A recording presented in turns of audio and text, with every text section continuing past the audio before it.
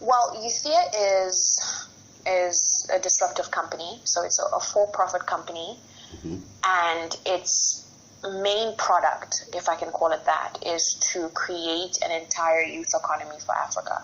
Okay.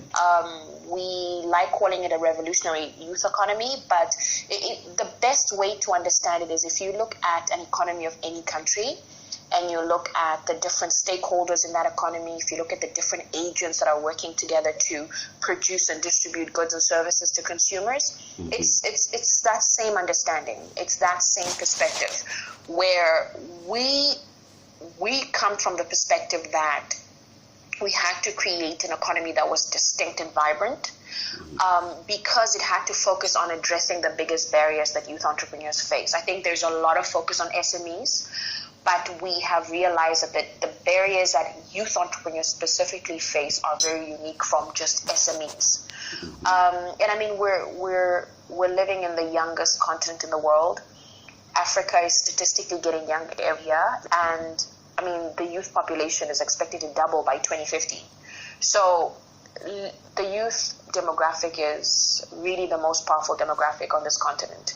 So we decided to build a business around that. But we wanted to reframe youth economic development from a NGO philanthropic perspective to a private sector driven initiative. So literally making youth economic development a business and making it as cool as Google, as Facebook's, and as the Apples of this world. If you look if you look at the way that young people are in terms of their socio-economic behavior, we decided, I mean, one of the first things that we decided is we had to create an aspirational brand around this space. And that's what Youthia is. We want to uphold the aspirations of young people. But our main focus is obviously on youth entrepreneurs, so entrepreneurs 35 and younger.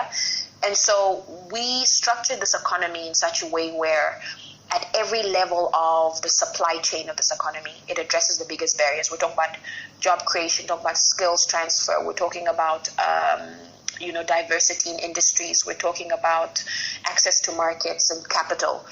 All of those small aspects, we've integrated them and innovatively solved them in the economy. And that's actually what the launch is going to be about next month, is literally unveiling this economy. In this economy, we have about over 2,100 youth entrepreneurs across Africa already integrated in it. And what these people are essentially doing are building continental-wide supply chains. So, we look at youth at different levels of the value chain. We're talking about farmers, artisans, miners, recyclers, who else? Supplier service providers. And then we find a way to build supply chains with each other for them to serve consumers. So it's a distinct youth economy, but it's designed to serve mainstream consumers, if that makes sense. Okay. Would you posit yourself as a network, sort of creating linkages between young people across the scale, entrepreneurially and innovation-wise, or else would you describe it differently than I've just put it? I think the networking and connection is definitely there. I think that would be kind of the first stage. But we know that there's already social networks that do that. There's Facebook, there is LinkedIn. There's a lot of groups and communities and little associations that are already connecting people. But I think what makes the Youthia economy, by the way, it's called the Youthia economy, what makes it distinctively different is that it's focusing on restructuring the economic activity of youth entrepreneurs. So it's restructuring how youth entrepreneurs participate in the market. And we're after structural transformation. So we believe this economy is like a foundation, a structural foundation that everything else aggregates on.